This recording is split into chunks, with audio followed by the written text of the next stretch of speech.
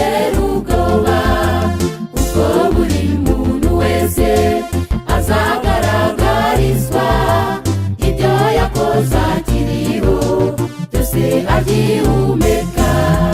Hazaba imishyitsi iteye ubwoba, isi yose izatigita, abanyabyaha bariramo, abakiranutsi tuzaba twishimye, aduhereza amababa maze tuguruke tumusanganire. Hazaba imishyitsi iteye ubwoba, isi yose izatigita, abanyabyaha bariramo, abakiranutsi tuzaba twishimye, aduhereza amababa maze tuguruke tumusanganire.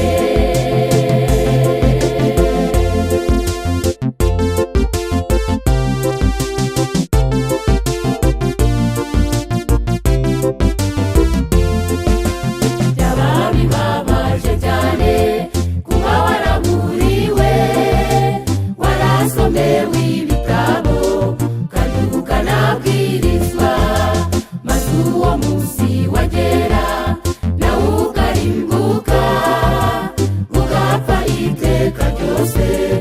Abana ari ubugingo kandi nta kintu kitakozwe kugira ngo ukizwe, ihitamo riri hafi, byose bikuri imbere.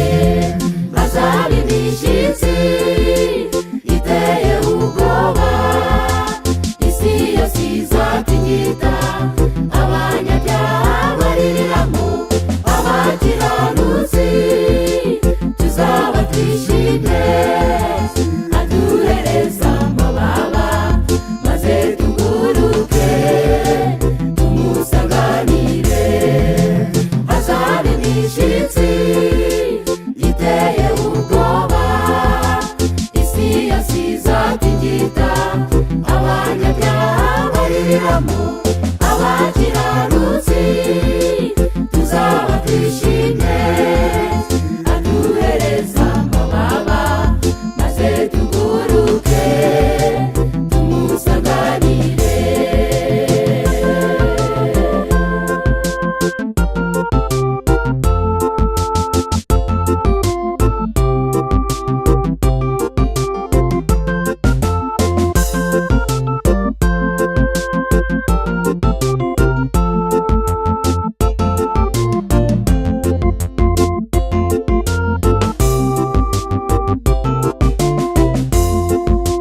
Ndahamya neza ntatinya ibiza muwo munsi, kuko n'umunsi uri hafi kandi uratwegereye.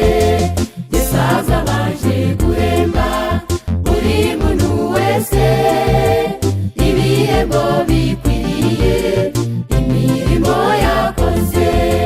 None kankugire inama zizidasubirwaho, ita ku iherezo ryawe naho uzaba uhagaze. Hazaba imishyitsi iteye ubwoba, isi yose izatigita, abanyabyaha bariramo, abakiranutsi tuzaba twishimye, aduhereza amababa maze tuguruke tumusanganire. Hazaba imishyitsi iteye ubwoba, isi yose izatigita, abanyabyaha bariramo, abakiranutsi tuzaba twishimye.